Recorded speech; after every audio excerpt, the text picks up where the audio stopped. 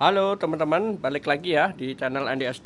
Ini ada 3 pertanyaan ya. Jadi pertanyaannya hampir-hampir mirip, bisa dibaca teman-teman. Jadi saya jadikan dalam satu video jawaban ya. Jadi saya jadikan satu karena pertanyaannya hampir mirip-mirip tentang martabak telur. Nah, kita langsung saja ya ke wajan. Jadi ini ada pesanan dua ya, yang satu daging sapi, yang satu daging smoke beef ya, jadi sapi yang asap. Jadi pastikan minyak panas ya, langsung masukkan. Ini isinya daging smoke beef ya. Jadi membahas pertanyaan dari ketiga pertanyaan tadi, kita lipat dulu ya ininya. Saya bacakan ulang ya. Jadi pertanyaannya, Misi Bang mau tanya tip biar matangnya rata, nggak gampang gosong di bagian tertentu, biasanya di bagian tengah, dan pakai minyak apa? Oh iya, tip supaya tidak gosong itu selain dari gosong itu, selain dari faktor api yang terlalu besar, itu ada faktor lain. Kalau api pasti ya, kalau api terlalu besar juga akan menyebabkan gosong.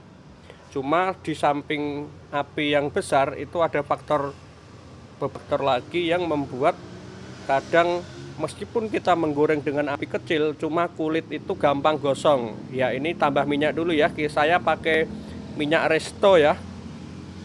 Bagi teman-teman yang bertanya, pakai minyak apa sih? Saya pakai minyak resto. Saya sih ganti-ganti ya, jadi nggak terbatas minyak satu merek saja. Saya ganti Vilma, kadang ganti Tropical, pokoknya ganti-ganti deh mana yang terjangkau ya.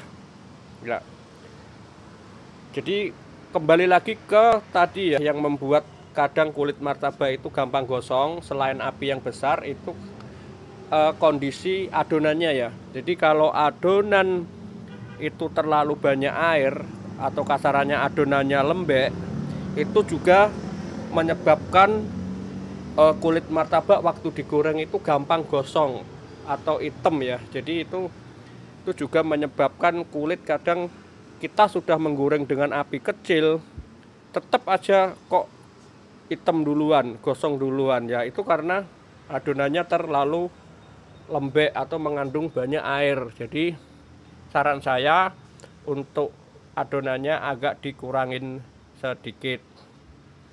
Faktor yang kedua itu waktu ngeplek, itu kulitnya waktu ngeplek itu tipis, enggaknya itu tidak rata, jadi ada yang tebal ada yang tipis. Bagian yang tipis itu cenderung akan tingkat hitamnya atau kegosongannya akan lebih cepat dibandingkan yang agak tebal. Jadi kalau ngeplek teman-teman diusahakan jangan terlalu tipis banget karena akan mempengaruhi di warna kulit nanti. Makanya kadang teman-teman mungkin ke waktu menggoreng ada bagian tertentu yang udah gosong, ada bagian tertentu yang belum, itu karena dipengaruhi karena itu tadi ya, kulitnya yang tidak, tebalannya tidak rata. Jadi bagi teman-teman yang pemula diusahakan ngepleknya itu rata ya. Jadi nanti warna kulitnya itu akan jadi kuning emas kecoklatan ya. Itu menjawab pertanyaan dari Mas Muhammad Reza ya. Jadi tip biar matangnya rata, tidak gosong di bagian tertentu, dan pakai minyak apa, sudah saya jawab ya. Pertanyaan yang kedua, Mas Bos dari siapa ini? Mufid Musarif. Di Mas Bos, kalau goreng martabak kok lengket sama wajannya dan hitam karena apa ya? Dan maksudnya ini lengket sama wajahnya dan hitam karena apa ya? Mungkin maksudnya hitam minyaknya mungkin ya, Mas Mufid Musarif ya. Kalau lengket itu biasanya adonannya yang di dalam itu mungkin pada bocor ya. Jadi pada bocor. Terus kalau namanya bumbu daging itu kan ada kandungan gulanya, ada kandungan bumbu-bumbunya itu, ada kecapnya. Di waktu kita aduk sama daun bawang, telur, terus kita lipat, itu mungkin waktu menggoreng ada yang bocor, kandungan gula, kecap itulah yang bocor, itulah yang membuat wajannya lengket. Jadi diusahakan jangan sampai bocor ya. Jadi keluar telurnya itu jangan sampai bocor. Jadi benar-benar rapat ya. Bagaimana trik melipatnya bisa dilihat ya, saksikan video yang udah saya buatkan. Jadi trik melipatnya supaya adonan di dalam itu tidak ada yang keluar, karena akan menyebabkan wajannya itu lengket. Selain wajan lengket, itu juga adonan yang bocor itu akan membuat warna minyak cenderung ke gelap. Jadi kotor ya.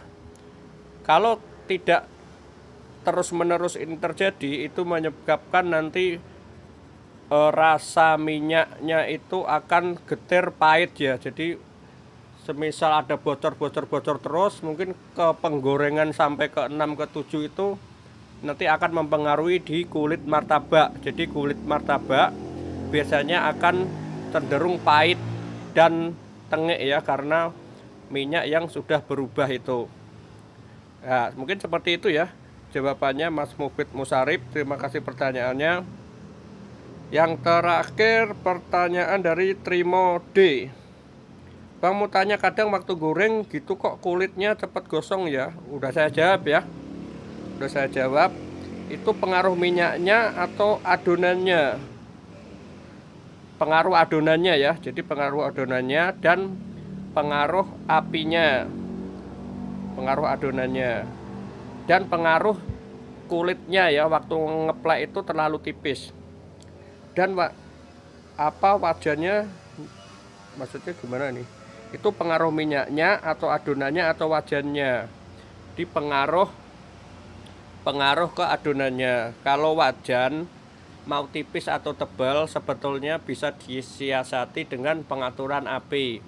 Kalau wajannya tipis, mending apinya kita kecilin saja. Mungkin kalau wajannya tebal seperti punya saya ini, bisa ya, berani ya, apinya agak gede. Jadi kalau faktor eksternal kayak wajan, terus kayak api, itu sebetulnya bisa diminimalisir. Cuma kalau untuk adonan, kalau sudah kandungan airnya terlalu banyak atau terlalu lembek, itu udah susah banget ya. Jadi susah banget cara mengatasinya ya. Soalnya meskipun kita menggoreng dengan api yang kecil sekalipun, itu perubahan kulitnya itu akan menjadi gelapnya itu akan lebih cepat. Jadi seperti itu ya. Mungkin seperti itu saja jawaban yang bisa saya kasih. Oh ya, ada tambahan. Kadang teman-teman kalau goreng itu ngembang, tapi ketika diangkat kempes ya. Itu ya masalahnya itu waktu dikocok adonannya ya. Jadi telurnya itu sebisa mungkin dikocok dulu di wadah adonannya itu sampai berbusa. Habis itu kita isi isiannya, baik dagingnya itu, daun bawangnya kita kocok lagi sampai merata, sampai berbusa ya. Itu salah satu tipnya. Yang kedua, diusahakan jangan bocor juga ya, karena jangan bocor. Terus adonannya itu jangan terlalu tipis, karena itu akan mempengaruhi ke tingkat ketebalannya. Mungkin itu jawaban sesuai itu ya, pengalaman saya selama di jualan martabak. Makanya kalau saya membuat martabak itu tebelnya itu benar-benar tebel ya, mantep ya. Jadi kelihatan banyak gitu isinya, padahal sih juga nggak terlalu banyak juga.